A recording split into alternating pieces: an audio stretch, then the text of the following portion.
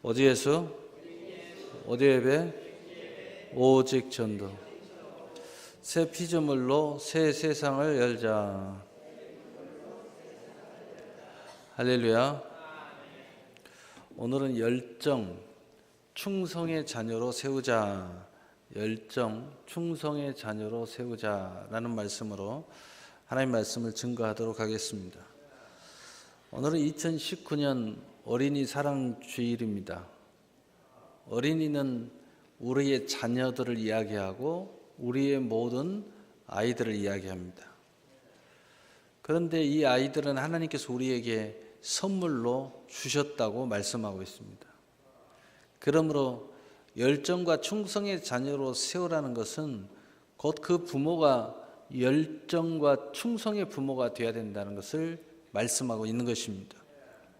왜냐하면 주야로 늘 가르치라고 말씀하시면서도 거기에 가장 중요한 것을 말씀하셨는데 그 가르침에 대하여 본을 보이라고 말씀하고 있기 때문입니다. 그래서 우리는 항상 자녀들을 하나님의 말씀으로 또 모든 교훈으로 모든 본으로 가르치는 것입니다. 오늘 이 열정, 이 충성은 세상에 열정이 있고 또 믿음 안에 열정이 있습니다. 세상의 열정은 어찌된 영문인지 우리가 믿음이 바로 서지 못할 때는 뭔가 열심히 하면 되는 것 같고 열심히 안 하면 안 되는 것 같아요. 기도를 해도 안 되는 것 같고 또 예배를 열심히 드려도 안 되는 것 같아요. 그래서 또 열심히 합니다. 열정을 합니다. 그런데 또 열심히 뭔가 하고 공부를 하고 또 지식적인 것을 추구하고 또 열심히 뭔가 불을 태우면 뭔가 하나님 앞에 믿음이 떠나는 것 같아요. 아, 이것도 아닌데 하면서 좌우지할 때가 많이 있습니다. 세상의 열정은 하나님의 관계를 멀리하게 만드는 것입니다. 하나님에 대한 모든 영향력과 권위를 상실하게 만듭니다. 그러나 믿음 안의 열정은 도리어 하나님의 관계와 세상의 관계의 모든 불과 같은 비전과 꿈을 향하여 나아가고 그 영향력을 더욱더 확대를 합니다. 하나님에 대한 영향력이 확대되고 세상에 대한 영향력이 확대되고 또 그 영역이 넓어져 가는 것입니다. 그리고 도리어 그 열정을 부리면 부릴수록 불을 태우면 태울수록 하나님의 관계가 더 좋아집니다. 세상의 관계 속에서도 승리하는 역사가 일어나게 되는 것입니다. 바로 이것이 바로 믿음 안의 열정, 충성을 말하는 것입니다. 그러므로 그런 부모, 그런 자녀로 세워진다면, 그런 부모로서 본을 보인다면 영적으로만 보이는 것이 아니라 바로 영혼력 삶의 모든 모습 속에서 그 본이 참으로 아름답다 말할 수 있습니다. 그리고 그 자녀들도 참으로 이 세상에서 얼마나 멋진 삶으로 세워질까 기대가 되는 것입니다. 그러므로 첫 번째로 충성의 의미를 우리가 살펴보면서 그 믿음 안의 열정을 말하고자 합니다. 첫 번째로 충성됨의 의미는 믿음의 열정을 말하는 것입니다. 그런데 그 믿음의 열정이라는 것이 무슨 열정이든지 세상의 열정이든지 믿음의 열정이든지 열정이 있으면 거기에 대한 헌신이 따르게 됩니다. 그런데 믿음의 열정은 바로 확신에 찬 헌신을 말하는 것입니다. 그래서 하나님의 관계 속에서 약속 속에서 내 삶 속에 하나님의 예정됨에 대하여 확신에 차 있기 때문에 그 열정이 헌신으로 나타난다는 것입니다. 두 번째는 요동함이 없는 견고한 열정의 마음의 헌신이 동반되는 것을 말하는 것입니다. 그래서 견고해요.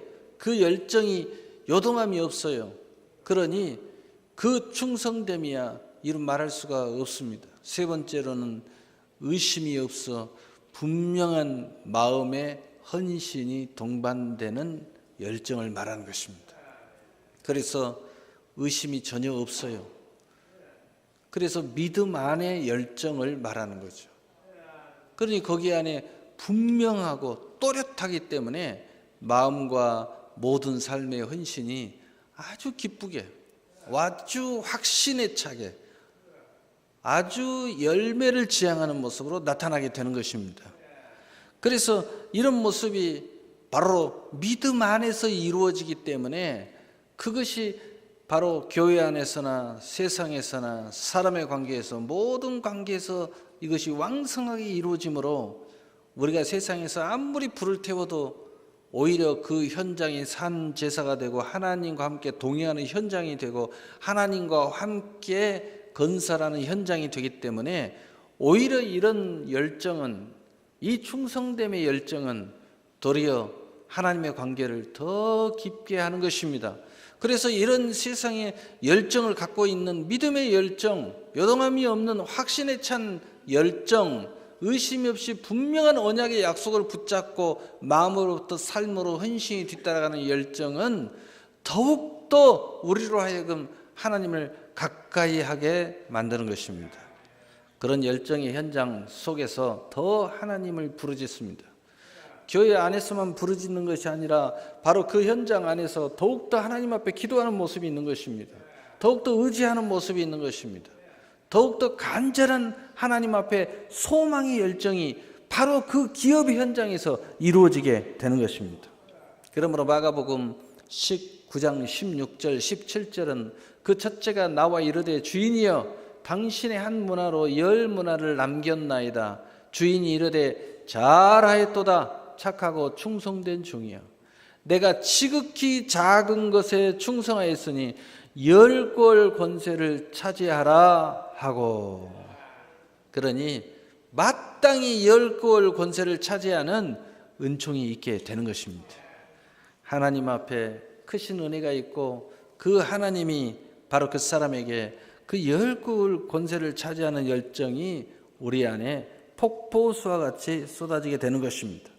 그래서 이 사람은 하나님과 세상 앞에 그 영향력이 커지는 것입니다. 하나님 앞에 기도해도 하나님의 반응이 굉장히 강력해요. 또 그 열정이 믿음과 하나님과 함께 동행하는 열정의 역사가 일어나기 때문에 세상에서도 그 영향력이 굉장히 커지고 넓어지게 된다는 것입니다. 사람 관계도 마찬가지고 세상의 관계도 마찬가지고 또 모든 관계가 다 마찬가지인 것입니다. 얼마나 10골을 차지하는 영향력이 커지게 되냐. 그러므로 그 모습이 정말 멋진 모습이 되는 것입니다. 그 삶이 멋진 삶이 되는 것입니다. 그 신앙생활이 대단한 영향력을 미치는 신앙생활을 하게 되고 그 신앙생활뿐만 아니라 삶 속에서도 굉장히 영향력을 미치는 세상에 멋진 빛이 되고 소금이 되고 복음의 바람을 불러일으키는 영향력이 있는 사람이 되는 것입니다. 그래서 우리도 여러 사람들의 우리의 믿음의 선진들을 보면 교회 안에서만 영향력이 있는 것이 아니라 세상에서도 엄청난 영향력을 가지고 하나님의 뜻을 이루어가는 것을 보게 되는 것입니다. 두 번째로 우리가 믿음의 열정이 하락을 하기 시작하는 바로 그런 모습을 가질 때가 있습니다.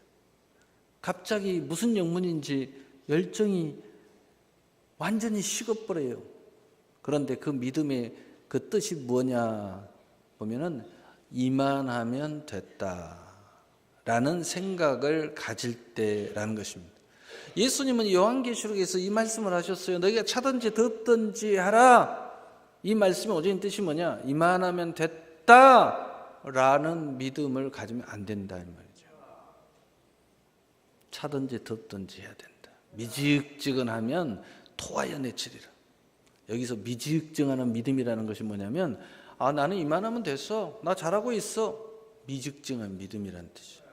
이런 생각을 가진 순간 그에게 하나님의 역사도 사라지고 동행도 사라지고 뜨거운 열정도 사라지고 뭔가 내가 열정이 계속 유지될 것만 같았던 이 뜨거운 열정이 다 온데간데 없이 아침 안개처럼 사라져 버린다는 거예요. 그래서 신앙생활도 누주해지고 세상의 모든 그렇게 내가 열심히 비전과 꿈을 향하여 달려갔던 내가 다 없어져 버려요. 그러니까 이런 사람은요, 늘 어떻게 좀 쉬어볼까, 어디 놀러 갈까, 여행 갈까 이런 생각만 해요. 물론 여행하는 게 잘못됐다는 뜻은 아니에요. 여행도 열정을 가지고 해야 돼요. 충성됨을 해야 돼요. 노는 것도 마찬가지예요. 그런데 그것이 다 빠져버렸다는 겁니다. 마치 놀긴 노는데 행복이 없어요. 오아시스에 갔는데 물이 없어요.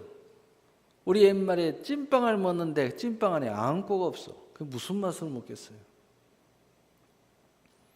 그래서 이런 사람은 첫째로 하나님의 관계와 세상의 기업의 동반 하락장을 치게 된다. 예, 동반 하락하기 시작한다는 겁니다. 그래서 신앙생활도 하락하게 되고 세상의 모든 활동도 하락하게 돼요. 그러면서 자기를 위로 삼아요. 내가 이만하면 됐지 하고 신앙생활도 스스로 위로하고요. 나는 이때까지 열심히 했으니까 이제는 뭐 그러면서 자기한테 막 그 유리하게 해석을 하고요. 또 세상도 마찬가지예요. 자기의 그렇게 불타는 열정이 사라져가고 있는데 뭐 요즘에 경기가 안 좋아서 그래. 뭐 좀 쉬어야지 이럴 때는. 다 남들도 요즘에는 투자를 안 한대. 남들은 요즘에는 위험한 일을 안 한대. 이럴 때는 가만히 있어야 된대. 뭐 이런 소리 하는 거예요. 여러분 잘 알겠지만 유기가 곧 기회라는 소리를 여러분 들어보셨을 거예요. 큰 손들은요, 이럴 때 움직이는 거예요. 이럴 때 준비하는 거예요. 이럴 때 눈에 불을 켜고 세상을 쳐다봐요. 이리저리 뛰어다니면서 기회를 잡으려고. 그리고 또 지금은 아니지만 앞으로 큰 비전을 갖고 있는 사람은 지금이야말로 나에게 기회가 왔구나. 너도 나도 잘 돌아갈 때는 기회가 안 와요. 그런데 지금이야말로 내가 인생 역전을 할 수 있는 기회가 왔구나. 다 무너질 때 내가 일었으면 인생 역전하는 거예요. 야, 내게 드디어 기회가 왔다. 이렇게 한번 엎어져야 나 같은 사람한테도 기회가 오지. 이런 생각을 하는 거예요. 그래서 이런 사람들이 부단하게 움직입니다. 지금까지는 내 세상을 엎으려고 해도 너무 견고해가지고 안 됐는데 너도 나도 막 어렵고 다 무너지고 다 뒤엎어지고 막 정치가 엎어지고 막 경제가 엎어지고 막 모든 가게들이 다 엎어지고 드디어 나한테 기회가 왔구나. 적은 능력을 가지고도 할 수 있는 때가 왔구나 말이야. 이렇게 눈을 부릅뜨고 더 불을 타요. 핑계 대지 않어요. 유기가 기회죠. 그러나 믿음의 열정이 하락돼 버리면, 충성됨이 사라지면은, 이런 생각에 사로잡혀 버리면 믿음직한 믿음을 갖게 되면 이만하면 됐다라는 생각을 하고 온갖 스스로에게 해석을 잘하면서 유로나 하고 있는 사람들은 하나님과 세상의 모든 기업이 동반 하락장을 치게 됩니다. 그래서 이런 사람들은 과거에 그렇게 추진력이 좋았던 사람들이 추진력이 없어요. 옛날에는 그렇게 하나님의 약속을 붙잡고 무슨 일이든지 그 약속이 그 모든 것을 다 뛰어넘었는데 이제는 약속이 시들시들해가지고 현실이 더 중요한 인생이 돼버리게 하는 거예요. 두 번째로는 영적 치력이 늦어지게 된다. 우리는 믿음의 사람이 그리스도인들이에요. 그래서 영적으로 항상 상처받고 도전을 받고 해방을 받아요. 그래서 이런 영적 싸움을 싸우는 사람들이기 때문에 항상 영적 추력이 굉장히 빨라요. 그래서 다른 사람 같으면 저 정도 마음의 상처를 받았으면 큰일 날 것 같은데 우리 그리스도인들은 큰일 안 나요. 왜? 치유력이 굉장히 빠르기 때문에요. 겸손하기 때문에 어지간해 가지고는 상처가 나지 않아요. 그런데 이런 상황이 벌어지면 영적 치유력이 뚝 떨어져 버려요. 다시 말해서 영적 면역력이 약화돼 버려요. 그래가지고 조그만한 것 가지고도요 시험 들고요, 조그만 가지고도요 아우성을 쳐요. 상처받았니 어쩌니 뭐 진짜 말도 안 되는 이야기를 해요. 아니 저분이 저렇게 그 딴 사람들도 막 놀래요. 저런 분인 줄 몰랐는데 어쩌면 어떻게 말을 할 수가 없어요. 말도 안 되는 이상한 소리를 했었고 이상한 짓을 하니까 현저히 영적 면역력이 약화됐기 때문에. 그래서 영적 회복력이 현저히 떨어져요. 그래서 조금만 일만 있으면, 뭔 일만 있으면 모든 사람 앞에 그 추태를 부려요. 그러니까 너무 안타까웠죠. 이런 것을 아는 사람들이 그런 모습을 보면 너무 안타까워요. 과거에는 아무 문제도 되지 않았던 문제가 저분에게는 한 가지 어떤 영적인 문제가 오기면 아주 한 주, 두 주, 세 주 막 힘을 못 써요. 뚝 떨어져가지고 회복력이 없어요. 영의 회복이 안 돼요. 시간이 너무 많이 걸려요. 너무 안타깝죠. 수많은 경우에 상처에 머무는 기간이 길어짐에 폐해가 나타나기 시작합니다. 영에 나타나고 마음에 나타나고 그 말에 나타나고. 근데 그것이 거기서 끝납니까? 가족들 사이에서도 나타나요. 막 가족들 사이에서 막 히스테리를 불러. 이게 자녀들이 하는 이야기가, 우리 부모님이 갱년기가 들어서 그런가? 갱년기가 들어서 그런 게 아니에요. 영적으로 문제가 생겨서 그런 거예요. 우리 그리스도인들은요, 그런 해석하면 안 돼요. 다 영의 문제예요. 이런 폐해가 곳곳에서 나타나요. 자녀 문제에서도 나타나죠. 신앙생활에서도 나타나죠. 기업에서도 나타나죠. 아주 식사하는 데서도 나타나요. 괜히 시비야 먹으면서. 너무 안타까운 모습이에요. 근데 이걸 알고 쳐다보는 사람은 너무 민망하고 너무 속상하고 어떻게 하면 좋냐고 말이야. 이런 생각이 들 수밖에 없어요. 저도 그런 생각이 들을 때는 너무 안타까워요. 이런 일이 안 일어나면 좋겠는데 꼭 지나가야 됩니까? 그냥 지나가면 안 돼요? 세 번째로는 성장이 둔화됩니다.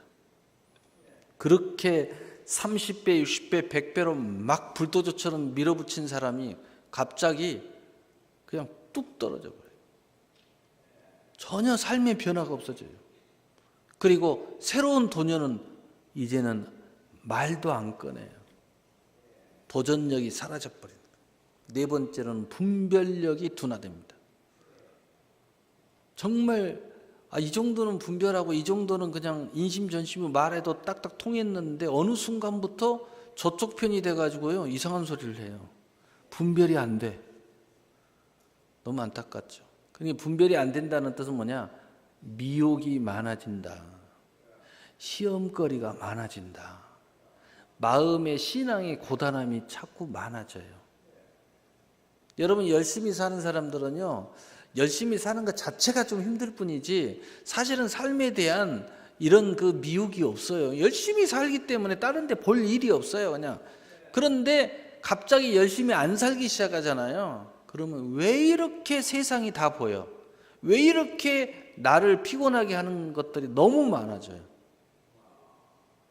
그거 똑같은 이야기예요. 다섯 번째로 비전의 활력이 둔화됩니다.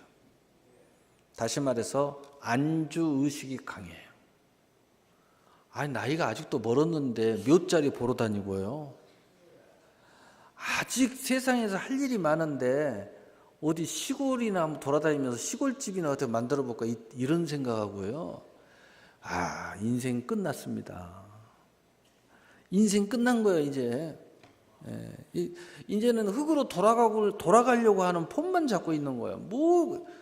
모든 게 다 끝난 거예요. 방향이 잘못돼서 방향이 끝나버렸어. 뒤돌아서 버렸어요, 벌써 방향이. 앞을 향해 열심히 달려가는 사람은 그런 생각 안 해요. 잠시 휴가 받아서 좀 쉬었다가 휴가도요, 길게 쉬라기도 못 쉬어요. 좀 쉬면요, 그냥 몸 답답해서 쉴 수가 없어. 빨리 가서 일하고 싶어. 뭔가 막 도전하고 싶어. 내 마음에서 막 아이디어가 생각하고 또 지금 내가 할 일이 너무 많아. 거기에 대한 막 꿈이 막 꽂이는데 내가 여기서 있을 수가 없는 거야. 저도 가끔 작년에는 휴가를 안 갔지만 그 휴가를 가서 저는 2박만 해도요, 그냥 모든 그 휴가에 대한 활기가 없어져. 이제는 됐다. 빨리 나의 위치와 직임으로 가야 되겠다. 근데 너무 할 일이 막 생각이 나는 거예요. 막 할 일을 좀 해야 되는데, 또 내가 쓸데없이 시간 보내고 있으면 차라리 내가 어디 가서 기도를 할 건데 내가 여기 와 있단 말이야. 차라리 어디 가서 좀 귀한 세미나를 듣는 게 더 나을 뻔했다, 이런 생각이 들어요. 왜? 나에게는 많은 필요 충분 요건이 내게 계속 일어나는 겁니다. 그러니까 더 공부하고 싶고 더 배우고 싶고 또 조금 시간이 있으면 새로운 데 가서 좀 경험하고 싶고 이런 역사가 일어나는 거예요. 그런데 그것이 낭비하고 허비하는 것이 아니라 나에 대한 비전을 위한 것과 연계를 자꾸 시키는 거예요. 그래서 여러분이 청년들이 그럼 뭐 여행하고 싶다, 뭐 하고 싶다. 옛날에는요 다 도움이 되니까 해라. 여행도 좋다, 미래를. 그런데 요즘 젊은이들은요 다 낭비하고 다녀요. 하나도 나의 미래를 위한 여행이 아니에요. 여러분 옛날 사람들의 여행을 다녀도요 나의 비전과 모든 것을 연계해서 다녔어요. 그래서 그냥 다니는 법이 없어요. 거기에 대해서 꿈꾸면서 그걸 위해서 준비하는 과정이었어요. 근데 요즘은요 남들 하니까 하고 그냥 즐겁게 하니까 전부 다 그냥 육신의 쾌락에 불과한, 거기에 대해서 뭐가 없어요. 그러니까 돌아다니다가요 저 가서 거기서 이상한 사람 만나서 거기서 그냥 결혼하고 안 돌아와요. 부모님이 난리가 나는 거야. 너 왜 나갔다가 갑자기 이상한 놈 만나가지고 거기서 결혼해가지고 집에를 안 돌아와. 정확한 목표와 꿈이 없으니까 그냥 돌아다니다 잡히는 거야. 꿈이 있는 사람은요 잡히지 않습니다. 왜? 내 발걸음이 머물지 않아요. 앞을 향하여 계속 뛰어가야 되기 때문이죠. 믿음이 열정이 없거나 하락이 되어가면 그 멋진 행동하는 믿음, 항상 승리하는 간증과 증인의 삶이 어제의 일로만 기억되게 될 것입니다. 부모가 아이들 앞에서 믿음의 열정이 항상 타오르는 모습으로 앞장설 때 우리 자녀들도 멋지고 항상 영광의 미래를 창조해 나가게 될 것입니다. 그래서 누가복음 16장 11절에 12절에 너희가 만일 불의한 재물에도 충성하지 아니하면 누가 참된 것으로 너희에게 맡기겠느냐? 너희가 만일 남의 것에 충성하지 아니하면 누가 너희 것을 너희에게 주겠느냐?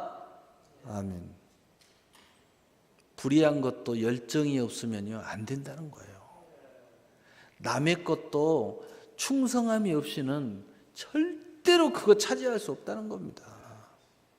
근데 하물며 하나님이 내게 주시는 것에 충성하지 않은데, 믿음의 열정을 부리지 않는데 무슨 하나님의 그 축복의 동행이 있겠느냐라고 예수님이 말씀하고 있는 거예요. 세 번째로 믿음의 열정에 강화합니다. 그렇다면 우리가 믿음 안에서 이 열정이 불이 확 타오르게 되면 첫째로 하나님의 관계와 세상의 기업이 동반 상승하게 됩니다. 하나님의 동행이 강력해지잖아요. 그러니까 내가 세상에 사는 모든 일이 더 강력해지는 거예요. 추진력이 강화가 돼요. 언약이 극대화가 됩니다. 왜? 하나님이 동행하면서 그 약속의 실상과 증거가 이루어지니까 내 그 언약이 더 막 뜨거워지는 거예요. 그리고 하나님 약속 속에서 그 약속을 더 붙잡게 되는 겁니다. 왜? 하나님이 나와 강력하게 그 모든 관계를 이루어가게 되기 때문이에요. 두 번째로는 영적 치유가 굉장히 빨라집니다. 어떤 일을 당해도, 여러분 일하다가 손 다칠 수 있어요. 여러분 그 식당에서 일하는 사람 보면 손이 그냥 난잡해요. 그런데도 일하잖아요. 그런데 더 놀라운 사람은 그렇게 하면은 끊임없이 다치는데도 늘 가보면요 그냥 그 상태예요. 왜? 굉장히 치료력이 빠르고요. 그 다음에 거기에 대해서 어떻게 해야 될지 이미 방비가 돼가지고 그 장갑을 끼고 뭐하고 이런 게 굉장히 빨라요. 그런데 이런 경험이 없는 사람들은 손 한 번 다치면요 한 달 동안 아무 일도 안 하려고 그래요. 그러니 치유력이 떨어지는 거죠. 그것이 걸림돌이 돼요. 그러나 바로 이 열정, 믿음 안의 열정이 강력한 사람은 영적 치유가 빠르고 영적 면역력이 강해집니다. 그래서 영혼적 삶의 모든 관계가 회복력이 아주 극대화가 됩니다. 그리고 열심히 충성됨이 뜨겁게 사는 사람들은요, 정말 아까도 이야기했지만 문제될 게 없어요.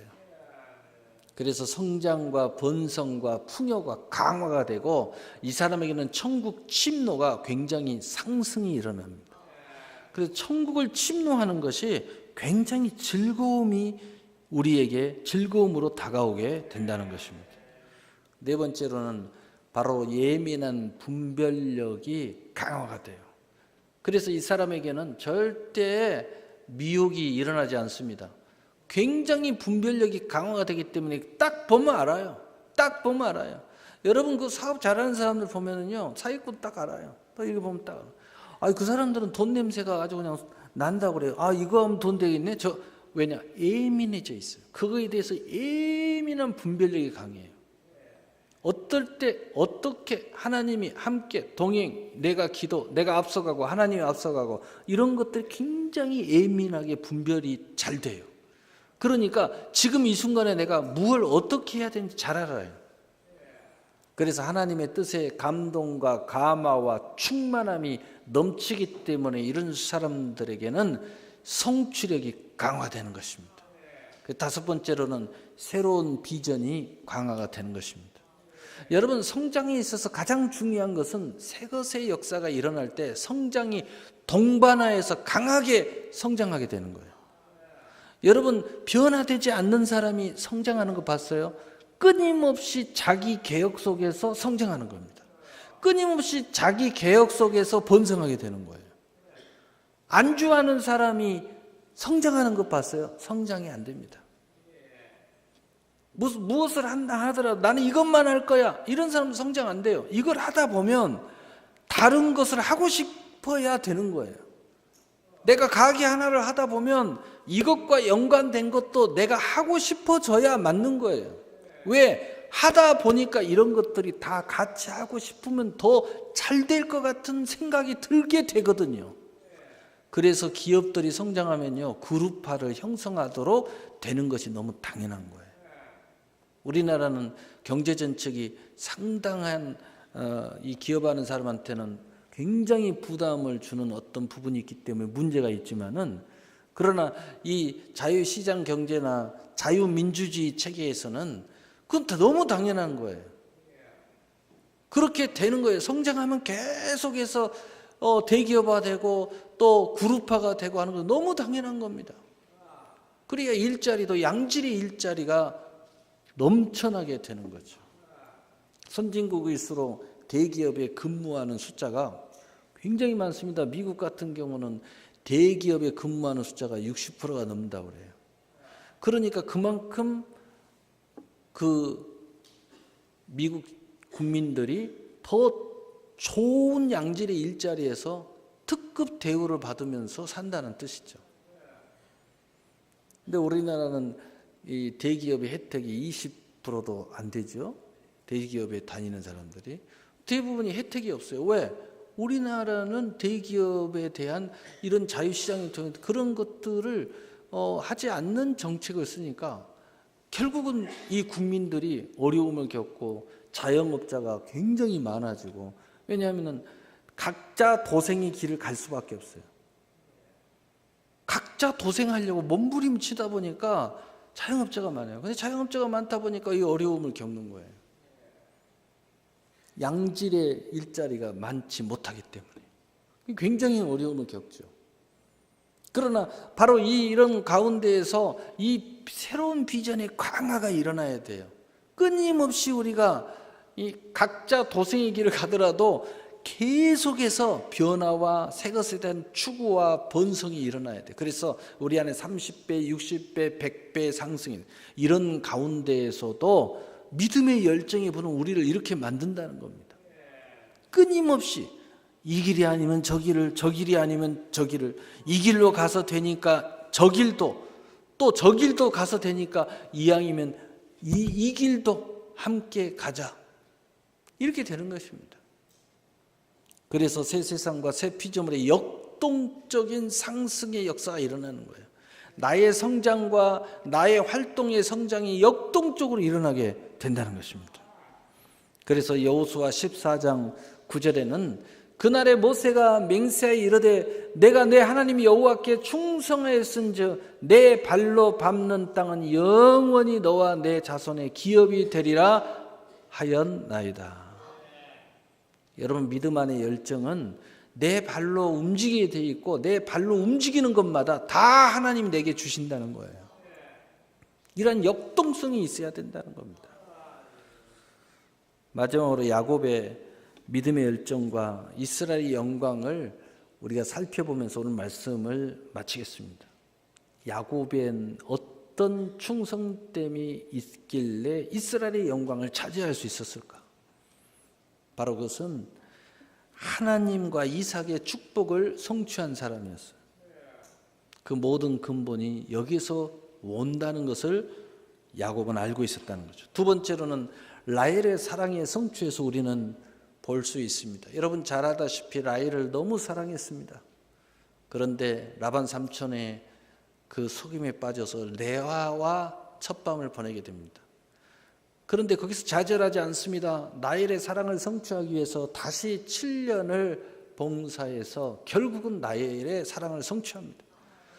야곱의 열정은요, 너무 열정적이에요. 사랑을 성취할 때도 레아의 문제를 뛰어넘은 라헬을 성취합니다. 그래서 창세기 29장 20절에 야곱이 라헬을 위하여 7년 동안 라반을 섬겼으나 그를 사랑하는 까닭에 7년을 며칠같이 여겼더라. 그 열정은 정말 7년을 일하는데, 그 사랑을 이루기 위해서 7년을 일하는데, 아니죠. 레아의 문제까지 하면 14년을 일했죠. 그런데 이 날을 수일로 여겼다는 거예요. 얼마나 뜨거운 열정으로 일을 했으면, 그 사랑을 기대하고 일을 했으면 수일처럼 여겨졌다는 거예요. 세 번째로 라반 그 삼촌집에서 일하는데 14년을 통해서 일을 하고 결국은 20년을 수고했는데 넘치는 자산을 획득하는 열정이 있었어요. 여러분 잘 알죠? 라반 삼촌이 그 품삯을 주지 않기 위해서 그 새끼가 얼룩무늬가 나오면은 그걸 주겠다. 그러니까 열정이 얼마나 뛰어난지, 어떻게 하면 얼룩무늬가 나올까 하고 하나님 앞에 기도하면서 생각했는데, 그렇게 하면 되겠구나 하고 당풍나무에다 얼룩달룩하게 해가지고 그 어미들한테 그걸 보게 만들었어요. 근데 그 어미들이 그 얼룩달룩한 단풍나무를 보고 새끼만 나기만 하면 얼룩무늬가 나오는 거예요. 그래서요, 보는 것이 중요한 거예요. 얼마나 그 모습을 보세요. 부단하게 노력하고 도전하고 문제를 해결하고 또 불합리한 그 계약을 맺었지만 그 불합리한 계약 속에서도 승리하는 그 야곱의 모습을 통하여 우리는 불타는 열정을 살펴볼 수가 있습니다. 우리는 계약이 잘못됐거나 조건이 안 좋으면 그거 원망하고 불평하다가 아무 일도 안 하지만 불공정한 계약 속에서도 야곱은 승리합니다. 오히려 그것을 하나님과 자기 자신의 노력과 수고를 통하여 더 많은 그 열매를 맺게 돼요. 얼마나 놀라운 일입니까? 네 번째로 바로 하나님께 예배로 11조를 서약하게 되고 하나님의 회개 명령을 받아서 다시 약속의 땅으로 돌아오는 야곱의 모습을 볼 수 있습니다. 그래서 창세기 31장 13절에 나는 베델의 하나님이라 내가 거기서 기둥에 기름을 붓고 거기서 내게 서원하였으니 지금 일어나 이곳을 떠나 내 출생지로 돌아가라 하셨느니라.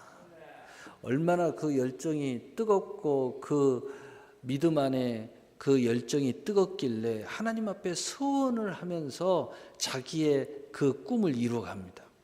왜냐하면 서원을 통해서라도 하나님의 축복과 개입을 바랬기 때문이에요. 그래서 뜨거운 열정의 소유자는 하나님 앞에 서원하는 신앙을 갖게 되어 있다는 것이에요. 네 번째로 야곱 시냇가에서 천사의 씨름을 통해서 그 야곱의 그 충성된 열정을 살펴볼 수 있어요. 여러분 잘 아다시피 환도뼈가 유골됐음에도 불구하고 당신이 나를 축복하지 않고서는 절대로 당신을 놓지 않겠습니다. 여러분 천사가 얼마나 힘이 셉니까? 그런데 끝까지 물고 늘어지는 거예요.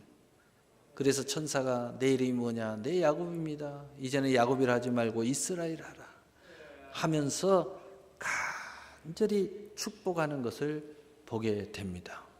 다섯 번째로는 에서와의 화해입니다.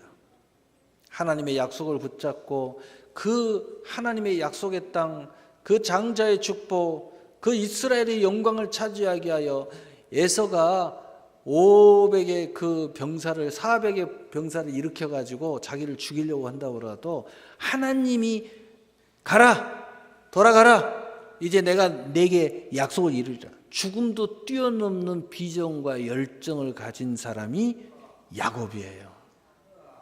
그래서 그 죽음의 위협도 굴하지 않고 자기의 꿈과 비전을 이루기 위해서 다시 돌아갑니다.